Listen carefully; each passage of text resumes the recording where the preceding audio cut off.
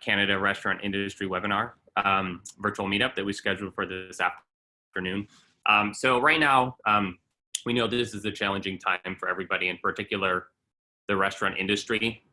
Now more than ever, our industry is working together to collaborate as much as possible with the private, public, and nonprofit sectors. This webinar is intended to be a resource for folks who are joining, and we'll point you to some additional resources you can reference as follow-up as well. My name is Nick Florick. I am here to facilitate what we hope to be is an ongoing dialogue, sharing perspective on how to best manage through the current situation and some of the resources that are available to those who may need help or insight. I'm the Director of Operations for a company called Relish Works, which is Gordon Food Services innovation arm. In the past few weeks, in addition to the normal day-to-day work that we do, we've also dedicated some resources to work with Gordon Food Service to coordinate and support with information flow related to resources available to helping the industry during the COVID crisis. So there's three folks who are here joining me today. We have representatives from our parent company, Gordon Food Service, from Restaurants Canada, and from DLA Piper, which is an international law firm. The format for today is I have questions that I will moderate and ask to each of the panelists and speakers. We'll move through those one-on-one. We don't have, given the volume of people on the call, the ability to do a straight Q&A with everybody, but what we will do is try to make sure that we follow up with any resources or answers to things that are top of people's minds that we don't cover. So with that in mind, there is that Q&A button on the bottom of the webinar panel. You're welcome to submit thoughts there, even though we won't be able to directly answer them in a Q&A fashion. As well as there's a website, www.EAT.NEWS, which is a comprehensive resource center that we've put together. You can also submit questions and comments through there if something comes up after the call that you would like to ask or get information on. So with that, I will turn to Dean Noble first. Dean is the Chief Operating Officer at Gordon Food Service. So Dean, the crisis is currently affecting operators across the country. Can you talk a little bit about the experience GFS is having during this crisis and how you as a company are responding? Thanks, Nick. And I just want to take a moment to welcome everybody this afternoon and taking time to join us. Yeah, these are unprecedented times for us as an organization, as well as an industry. And you know, everybody in this call today has been impacted in some way that they've probably never experienced before. So from a Gordon Food Service perspective, if we look at our overall business, which again, the folks in this call would understand, we've seen segment performance, dramatic decline in performance within our independent operator chain and national account bases, anywhere from, I would say, a low of 40% decline to a high in some segments in some markets of probably 60%. So pretty dramatic change for us as an industry. We are seeing increased activity, which you would expect within our healthcare segment within Canada, and we continue to service those organizations well. I would say some of the challenges that we've seen as an organization, I would say as an industry, is given the dramatic change that we've seen in volume, was really trying to manage our inventory levels. And as a result, we've, on perishable type items, we couldn't move them through the system quick enough. So we've been working with partner organizations in trying to move some of the perishable product out through to those in need, whether it's local food banks and other organizations that have the ability to get product out to those in need. So we're working through that. I would say the other challenge on the inventory is getting the right inventory into our facilities, and the team is working very diligently around that. And then you look at the operator, and again, no one would have ever imagined what has happened to our industry, but many operators are scaling back, either reinventing themselves with curbside and delivery options. we've had some operators close, and you know, just trying to work through the staff impact has both been trying for us as an organization as well as our customer partners. So just trying to work through that. As we look, I guess the other thing is we have seen some high demand items, which you would expect around cleaning supplies and sanitation. The healthcare segment again has put added pressure on some things that we traditionally wouldn't see and have a call for. So that would be from that perspective. One thing I wanted to highlight with the group is we've seen our customers or our end users move from a restaurant format to a retail format. We've had increased demand in working with the retail partners in Canada, either providing product and or services of warehouses and equipment to move goods to their retail stores, given the most recent demand. So I just wanted to let this group know that our people are here to serve and working with our operators here in Canada. So thank you for that. Thanks, Dean. Can you talk a little bit more about your customers across Canada? Maybe some of the specific things GFS is doing to help, and if you see any differences in how different types of customers are responding to the situation.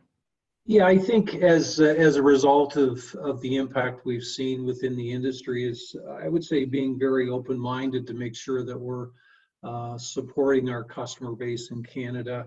You know, as we look at things like order size and, you know, credits or AR returns, again, we're trying to work with our customer partners. We're going through those same challenges when we look at cash flow and, you know, the impact of volume being down. So we are sensitive to some of those areas of the business and trying to be as nimble and thoughtful as we can as an organization and as an industry to work through this. So I would say we're open-minded around some of those things. We're definitely sensitive to making sure that we keep our staff and our customer staff healthy. So we're, you know, taking the necessary disciplines around social distancing when we're doing deliveries and engagement with our customer partners.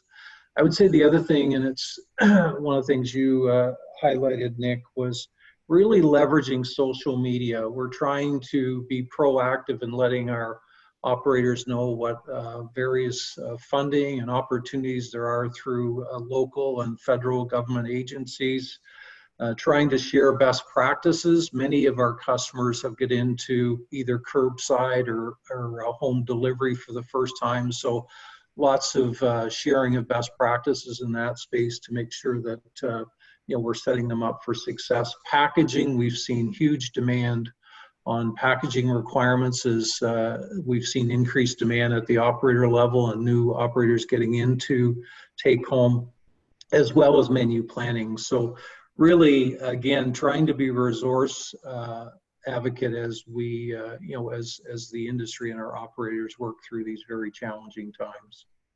Thanks, Dean. And then the last question I have for you is, hopefully at some point this, well, I mean, at some place this does have to end, and business will go as close as possible back to normal. Probably not exactly how it was before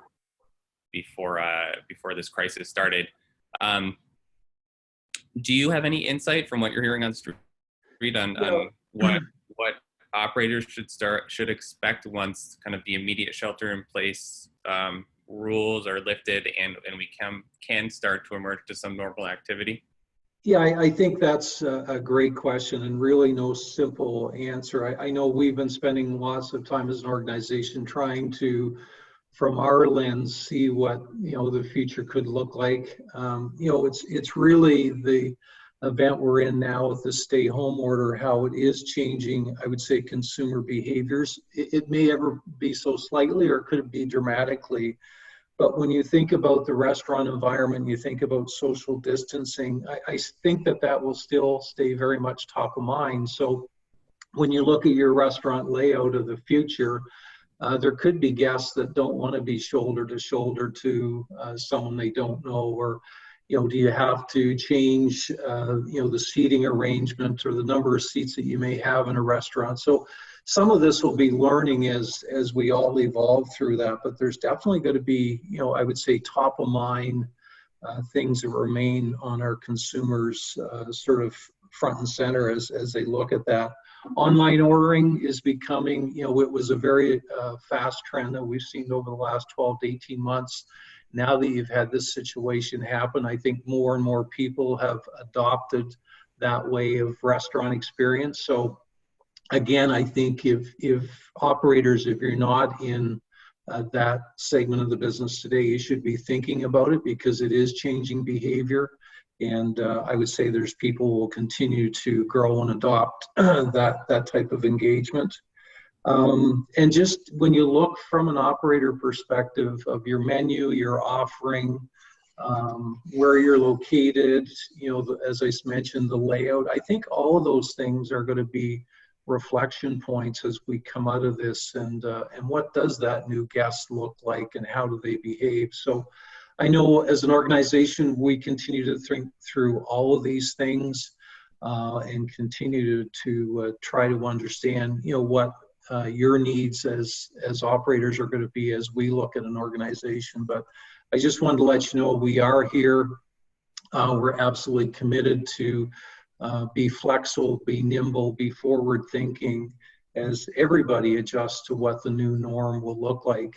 We do feel as an organization that, this is going to be a slow transition coming out of this. I don't think there is going to be guests that are still hesitant to maybe get into a social setting. So I think it's going to be, it's going to look different. I believe it's going to be a little slower coming back than how we get into this situation. But really, we're in this together. I truly do believe we'll come out bigger, better, and stronger as an industry.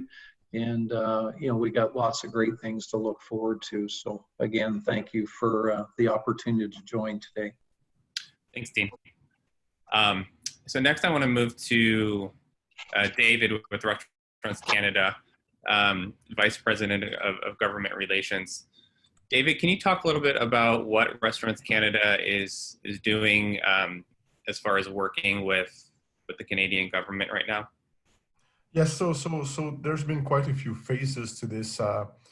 Restaurants Canada has an ongoing relationship, and basis in terms of government affairs, but of course something like COVID-19, we basically started doing 100% of our work and 150%, I would say, of our work on COVID-19 pretty much overnight, sometime during the second week of March.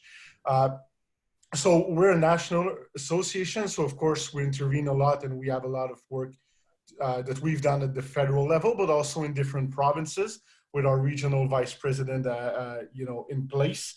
One thing that was really crucial for us from the start, and I think it might speak to GFS and what you guys are doing, is that one of the first steps was to make sure that we lobby government to secure the supply chain. A lot of our members, like especially the big brands, have supply chains that go across Canada and the US.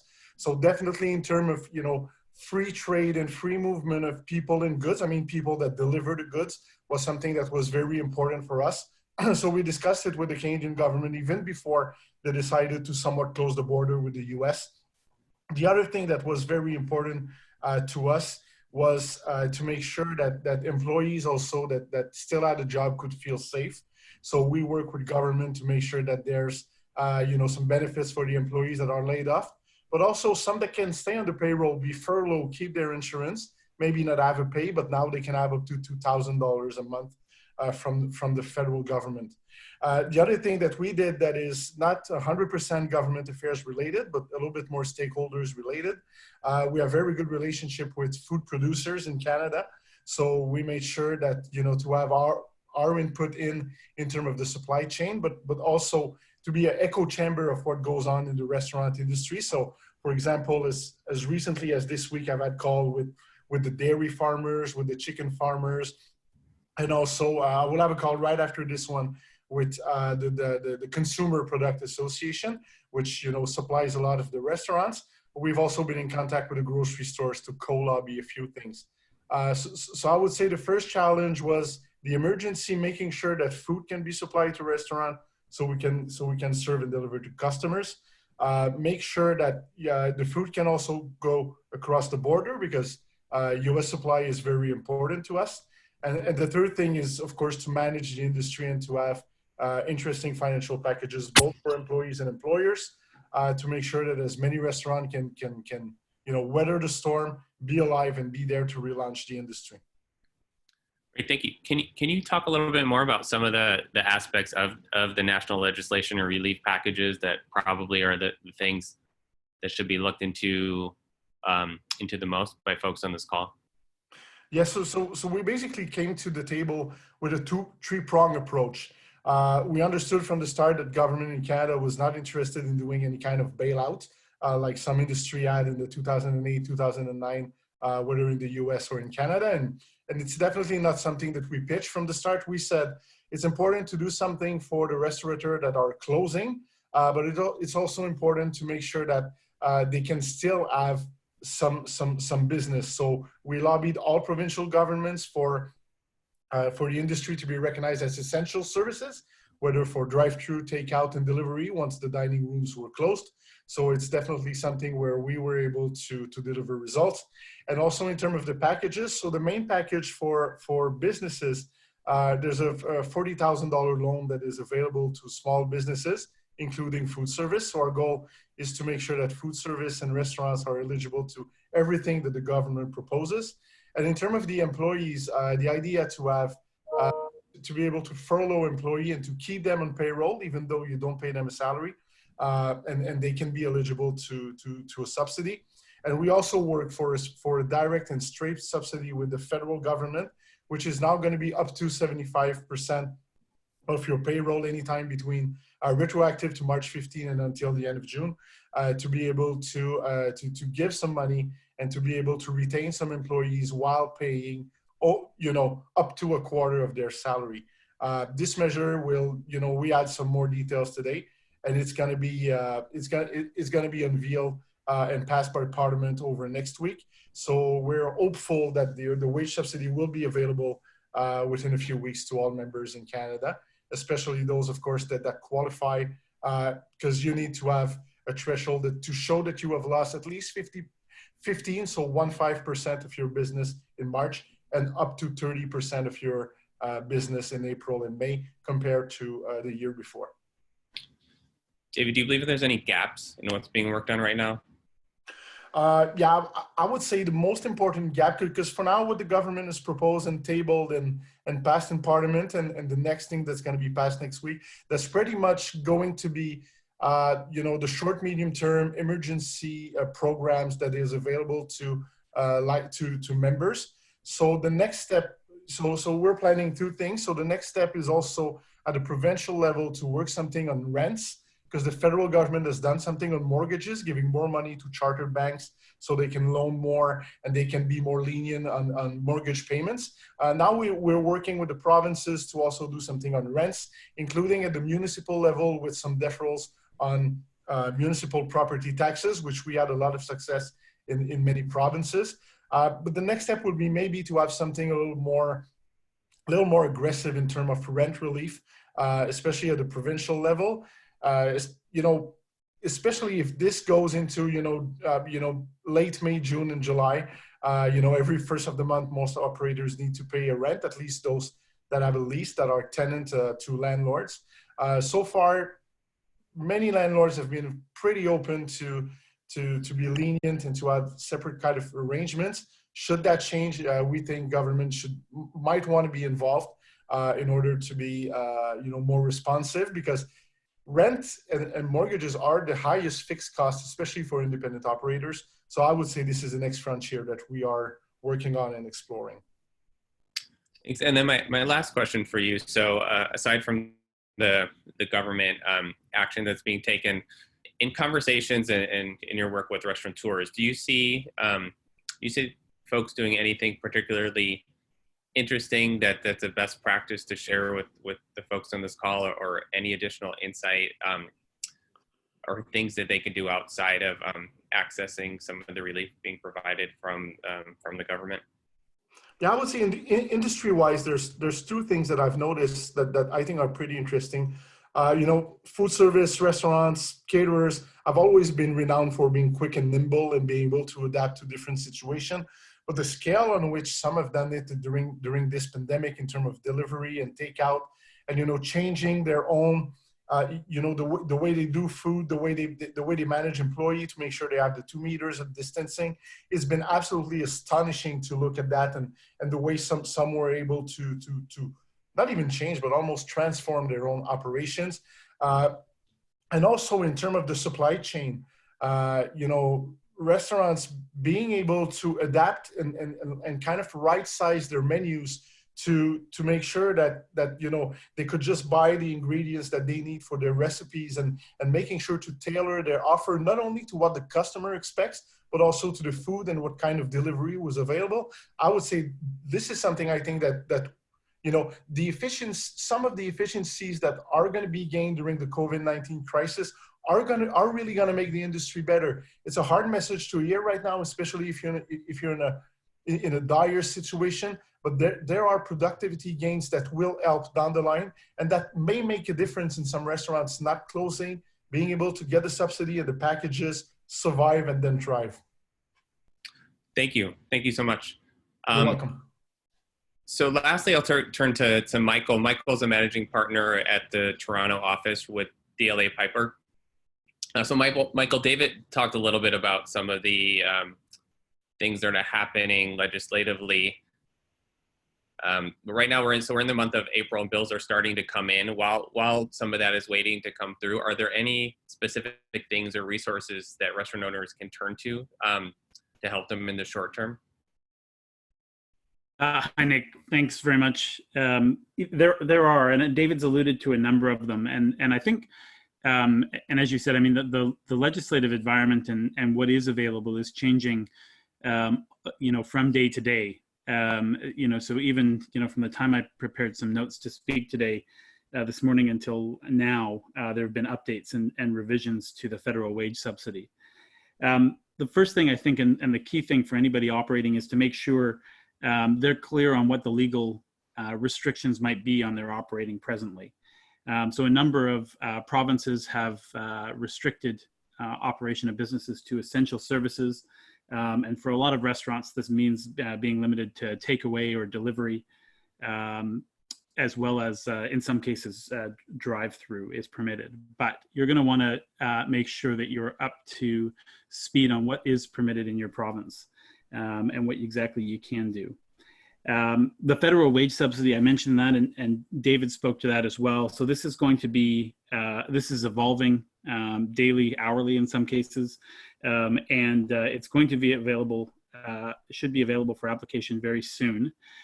There were significant changes made to it today. So prior to today, the federal wage subsidy was going to be available if you could show a 30% decrease in your income, in your revenue, sorry, between March of this year and March of last year, or for April of this year and April of last year for next month, and same for May.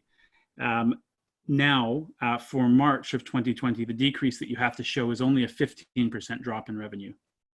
And you're allowed to demonstrate that by reference to your revenues in January and February of this year. So I think that is going to be very helpful, particularly for restaurants, because I think they're going to be able to show that decrease, given the lower threshold is going to be helpful, and given the fact that you know, their payroll was probably running at a higher rate in March of this year than it might be if you're reduced to takeaway and curbside pickup and the like. The subsidy is up to 75% of the first $58,700 of an employee's annual earnings. So it can be $847 up to $847 a week.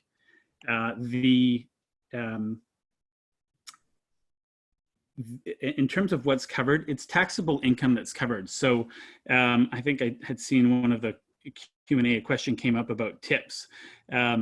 The tips aren't addressed specifically yet, but the commentary that's available on the website does refer simply to taxable earning. It does talk about what's excluded, but it doesn't refer to tips. So to the extent that tips were being tracked and recorded as part of taxable earnings, then it seems like there may be an opportunity to have the federal wage subsidy apply to that as well.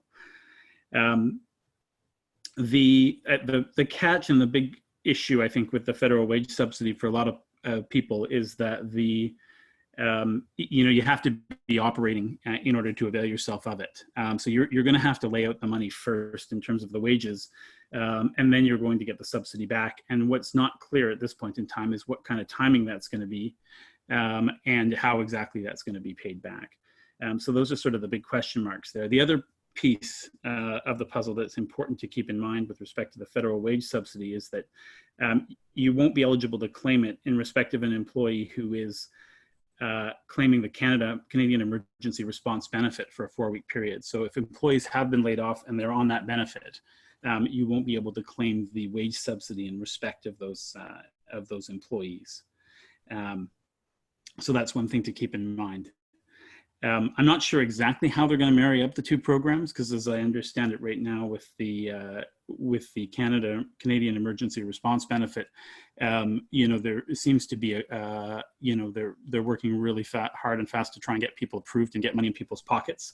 So I'm not sure how they're going to marry all this up at the end of the day, but I expect it is something they're going to be sorting out sometime down the road. And hopefully they'll follow the same approach with the wage subsidy that they seem to be taking with the response benefit, which is to be liberal in its application at the outset and worry about whether or not they need to make adjustments down the road. So that's one thing to definitely keep an eye on over the next couple of days in terms of how this is going to develop and how this is going to open up. There's two other things that I want to talk about as well. One is the temporary wage subsidy. And so that was the initial program that was announced. It's still out there, and it's different than the federal wage subsidy that I was just talking about. This one is up to 10% of wages paid to an employee, to a maximum of $1,375 per employee or $25,000 per employer. And the way this one works is essentially to allow you to reduce your payroll remittances on taxes. And so you're allowed to remit less taxes than you normally would, in order to capitalize on that. So it could immediately help with cash flow. So that's something definitely to look out for, because you don't have to apply. There's no process. This is simply done with respect to your remittances. The Canada Emergency Business Account is another thing, and David also referenced this. This is it's available to small businesses with between $50,000 and $1 million in payroll in 2019. And it's the interest-free loan of up to $40,000. It's forgivable. 25% of it is forgivable if it's repaid by December of 2022. And this is run through the banks. So you want to reach out to your bank. It's supposed to be online any day now as well. So you want to probably follow up with your local bank with respect to that. So those are sort of I think the three major things that are available right now or will be imminently. Thanks, Michael. There was one question that came in that might be relevant to everybody regarding if restaurants are to start selling retail products, is there anything they should look into legally to make sure they're doing that correctly?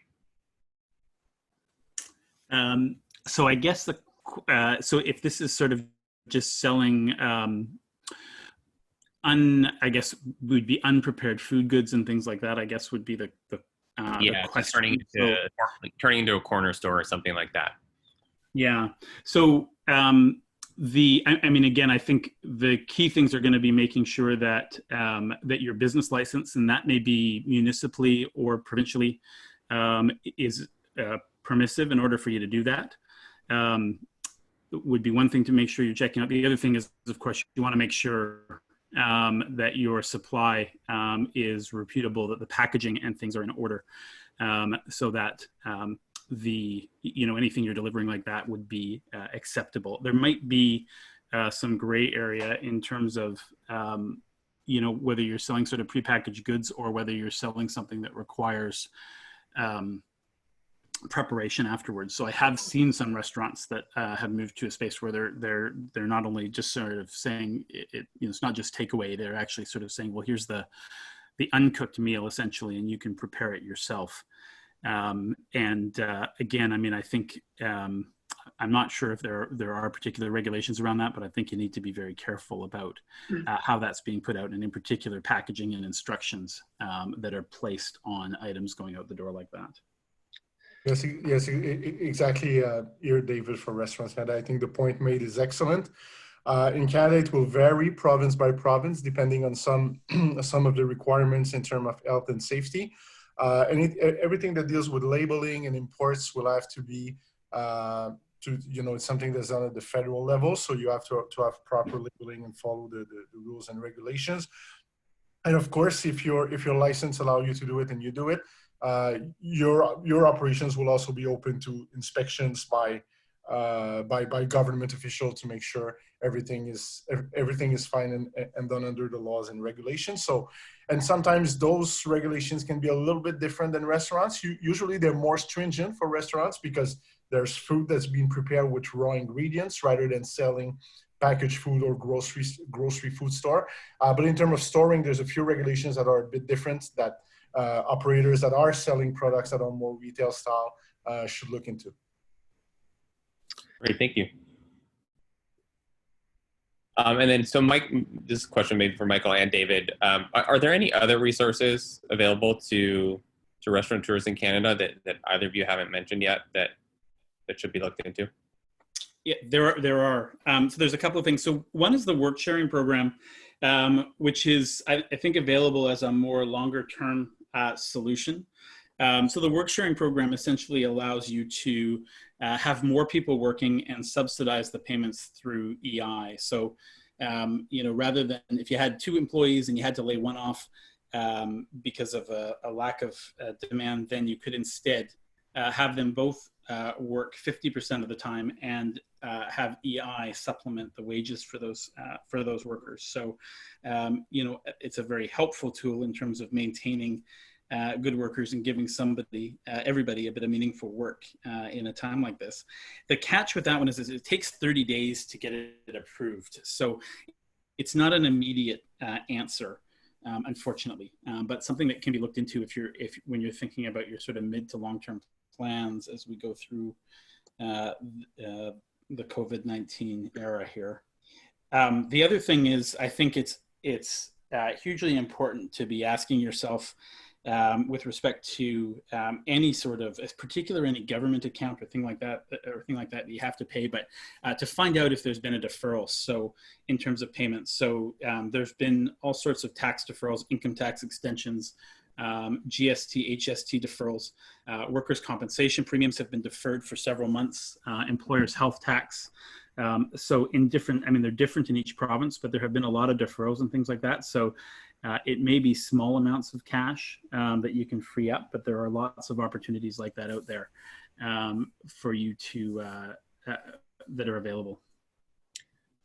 And is there anything else at the province or local level beyond the I think, and that's a really good point, Nick. I mean, I think it's important for everybody to check out not only the federal opportunities, but the provincial opportunities in their province, and drilling right down to the municipal opportunities. What things are available at that level, right? A lot of municipal governments, City of Toronto and other places are, they're not charging for parking and things like that. They're not charging for, they may be deferring property taxes and other fees and things like that. So make sure that you've double checked about whether or not there's been a deferral or an amnesty on any kind of payment like that before you make it. And it's something that really, I think, has to be looked at. You need to be sort of checking into it daily. New things are always coming available. For example, even today in New Brunswick announced a program for anybody who's there. They've allocated $50 million for loan programs for businesses. There's not a lot of details yet, but there's always sort of programs coming online. So making sure you get into the routine of checking federally, provincially, and locally is important. Yeah, definitely. This is an excellent point, and provinces have responded in 2 ways. A little bit as the federal government has done. First, let's go with the emergency, both for employees and employers. So in terms of businesses, Quebec has kind of a $2.5 billion fund that's been put in place through regular programs. British Columbia has a $5 billion fund. So there's two different kind of things. So you have provinces that have chosen to just put more money in programs that they already had. So to make sure that the delivery could be as quick as possible. However, this makes for that, you have some businesses that don't really fit into the program because of the special situation, because they need to file through the regular requirements, but the money is made available quicker. Other provinces have chosen to set up new programs and new things that will take a little bit more time for the money to be handed out, but might include more operators. So most provinces have moved. One of the latest was Newfoundland, and they decided this week, I think, to do something like a fund.